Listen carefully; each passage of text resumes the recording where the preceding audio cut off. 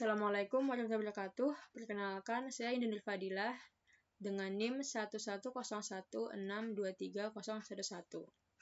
Pada kali ini saya akan menjelaskan mengenai diskusi ke-9 dari mata kuliah Data Raya dan Pemrograman, di mana diskusi 9 ini membahas tentang contoh sebuah resep masakan dan kemudian dibandingkan serta dibuat kesimpulan terkait langkah-langkah tersebut. Dan ada hubungannya tentang data yang ada di dalamnya. Di sini saya sudah menjawab juga diskusi 9 ini. Nah, jadi judul resep yang saya pilih ialah tumis kangkung terasi pedas.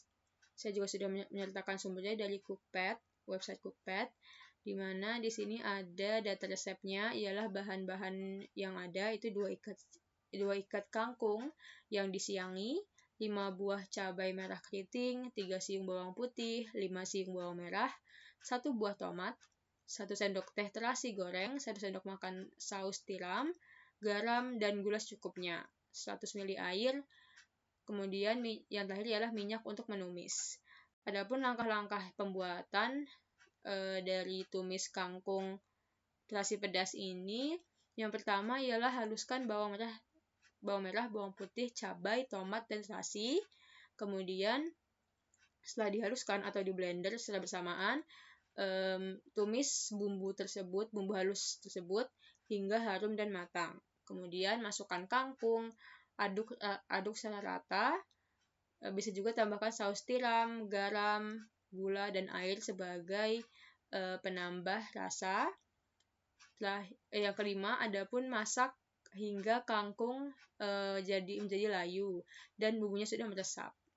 Dan kangkung pun siap disajikan secara hangat. Nah, resep masakan berupa bahan-bahan dan langkah-langkah ini juga termasuk bentuk data yang terstruktur, di mana data resep masakan ini terdiri dari 2 komponen utama, data input atau bahan-bahannya, dan proses algoritmik atau langkah memasaknya.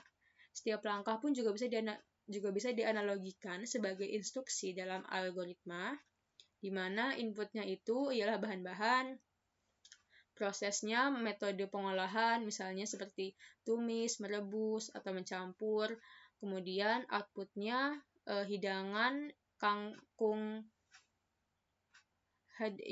tumis kangkung terasi pedas yang siap saji dan siap untuk dimakan. Kemudian kontrol alurnya di sini ialah urutan pemrosesan penting, di mana di sini sudah ada tahap-tahapannya dari 1 sampai 6 dan tidak diharapkan tidak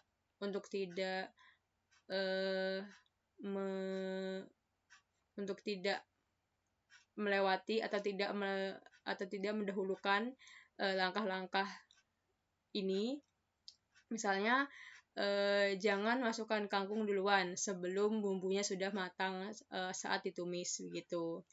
Nah, jika langkah-langkah memasak ini diubah, misalnya kangkung duluan yang dimasukkan, itu hasilnya akan bisa berbeda.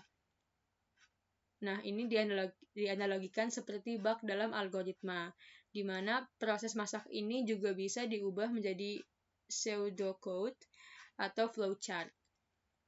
Bisa juga dibuat menjadi dataset yang terstruktur jika dikonversikan ke spreadsheet atau ke Excel dengan kolom, bahan, takaran, proses masak, waktu, dan alatnya.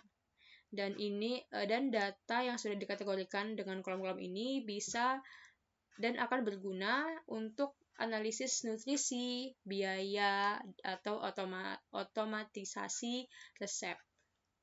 Dan sekian jawaban saya dan pendapat saya terkait diskusi 9 ini. Kurang lebihnya mohon dimaafkan. Wassalamualaikum warahmatullahi wabarakatuh.